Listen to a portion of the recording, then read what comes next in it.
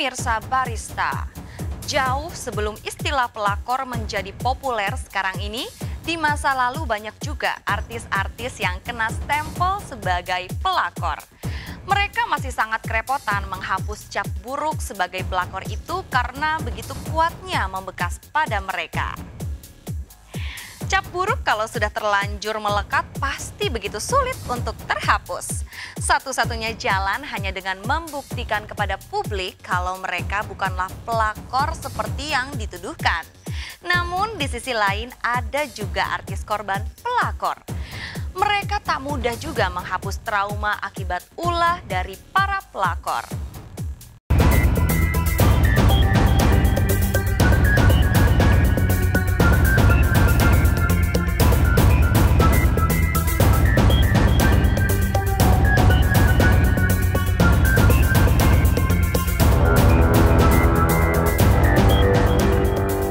Tak ada istri yang rela suaminya direnggut oleh pelakor.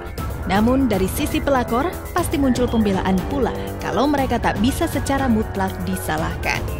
Istilahnya, pelakor tak akan masuk jika tak dibukakan pintu oleh para suami.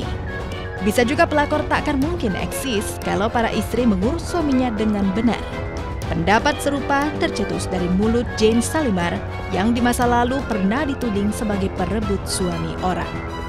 Saya nggak salahkan hanya dari perempuannya aja, tapi saya salahkan laki-lakinya juga.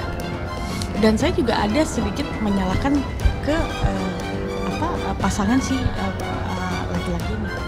Jane bisa merasakan pahitnya mendapatkan tudingan sebagai seorang pelakor.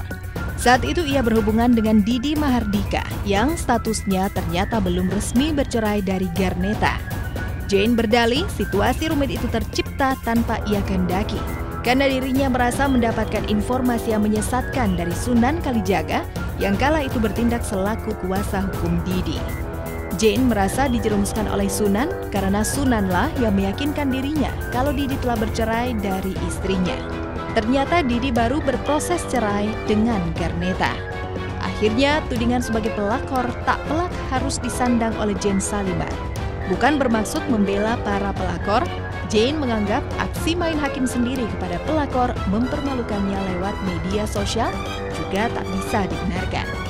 Saya tidak membenarkan yang namanya merusak rumah tangga orang itu benar, oh enggak, itu salah, benar-benar salah gitu.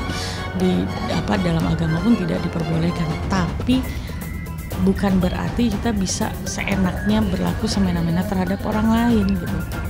Pasti tak semua orang sependapat dengan Jane Salimar, lebih-lebih para istri seperti Sarita yang merasakan benar bagaimana sakitnya jadi korban pelakor.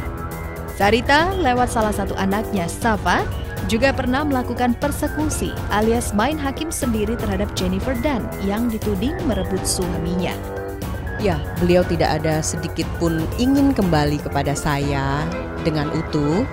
Bahkan ketika kami berdiskusi, beliau katakan tidak bisa meninggalkan kekasihnya. Aksi nekat Safa tersebut bisa jadi menginspirasi para istri korban pelakor untuk melakukan hal serupa. Membalas perlakuan pelakor dengan sengaja mempermalukannya di depan banyak orang. Mereka bahagia, kenapa saya harus terpuruk? Salah. Jadi nggak ada kata terpuruk ketika kita dikhianati. Betul, kita harus lebih kuat dan kita harus menunjukkan balas dendam terbaik kepada orang yang menyakiti kita adalah berusaha sekuat tenaga dan sukses di depannya.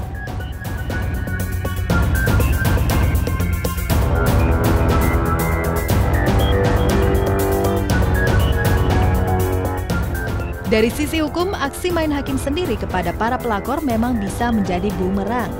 Salah-salah justru para istri korban pelakor yang akan terkena pasal pencemaran nama baik dan aksi main hakim sendiri. Pilihannya juga sulit. Kalau hanya ingin membidik pelakor dengan pasal perzinahan, maka otomatis suami juga akan ikut terseret. Harusnya si pihak istri, kalau benar-benar dia mau balas dendam, harusnya diintip sampai ketangkap lagi perzinahan. Nah, kalau itu kena si suami dan si pacarnya, itu langsung bisa ditahan itu. Lantas, apakah para istri korban pelakor hanya bisa pasrah sembari meratapi nasibnya? Sepertinya yang paling masuk akal adalah mencegah celah masuknya pelakor dengan selalu menjaga keharmonisan rumah tangga. Ya paling ya dari perempuannya sih, maksudnya harus menjaga, ibaratnya gini loh, kita udah tahu nih si laki itu memang punya istri, ya sudah, jangan diganggu-ganggu deh gitu, janganlah.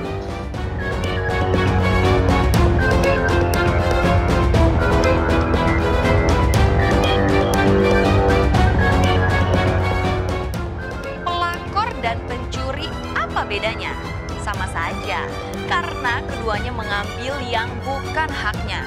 Tetapi kalau tak mau haknya diambil orang, ya diurus biar tak diendus para pelakor. Sampai di sini perjumpaan kita, saksikan terus Barista ya. Kami hadir setiap hari Sabtu dan juga Minggu pukul 11 waktu Indonesia Barat, tentunya hanya di RCTI. Terima kasih atas kebersamaan Anda. Saya Dia Sestari pamit undur diri untuk bertemu lagi minggu depan. Salam Barista.